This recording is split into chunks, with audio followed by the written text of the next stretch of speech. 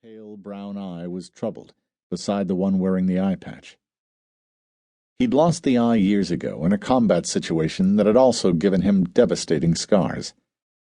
It hadn't kept him out of the game by a long shot, but he'd turned his attention to less physical pursuits, working chiefly for K.C. Cantor's paramilitary ops group as an intel expert, when he wasn't working for a covert government agency in another country. K.C. didn't like him going into danger. He didn't care what the older man liked. He had long suspected, that K.C. was his real father. He knew K.C. had the same suspicion. Neither of them had the guts to have a DNA profile done and learn the truth, although Rourke had asked a doctor to do a DNA profile of his assumed father. The results had been disturbing.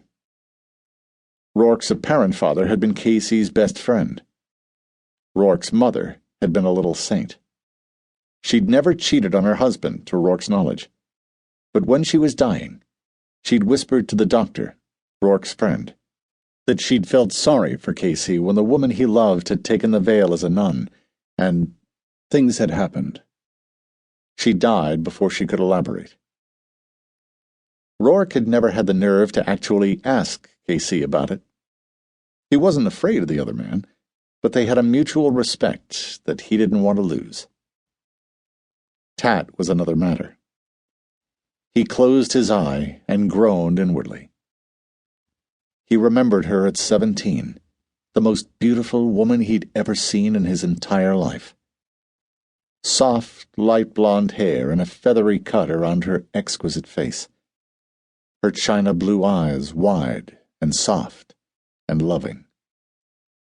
She'd been wearing a green dress, something slinky but demure, because her parents were very religious.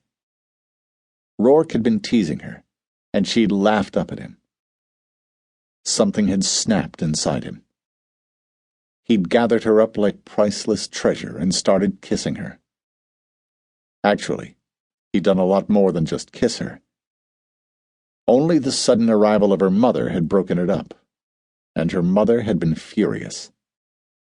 She'd hidden it, smoothing things over, but then Tat's mother had taken Rourke to one side, and, with quiet fury, she'd told him something that destroyed his life.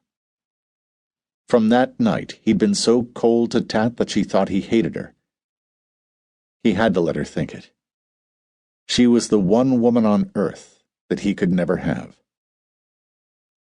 He opened his eye, grinding down on the memories before they started eating him alive again.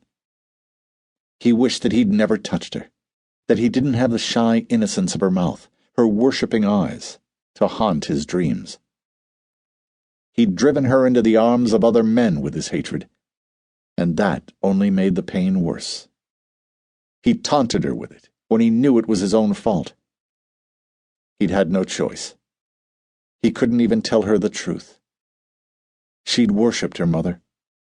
She had passed away from a virus she'd caught while nursing others. Now, Tat was alone, the tragic deaths of her father and young sister still haunting her, months after they'd drowned in a piranha-infested river on a tour of local villages. Rourke had been at the funeral. He couldn't help the way he felt. If Tat was in trouble or hurt, he was always there. He'd known her since she was 8, and her parents lived next door to K.C., who was, by that time, Rourke's legal guardian in Africa. Since Tat was 10 years old and Rourke was 15, and he'd carried her out of the jungle in his arms to a doctor after letting her get bitten by a viper, she'd been his. He couldn't have her, but he couldn't stop taking care of her. He knew his attitude puzzled her because he was usually her worst enemy. But let her be hurt or threatened, and he was right there. Always. Like now. He tried to phone her, but he couldn't get her to answer her cell. She probably knew his number by heart. She wouldn't even pick up when he called.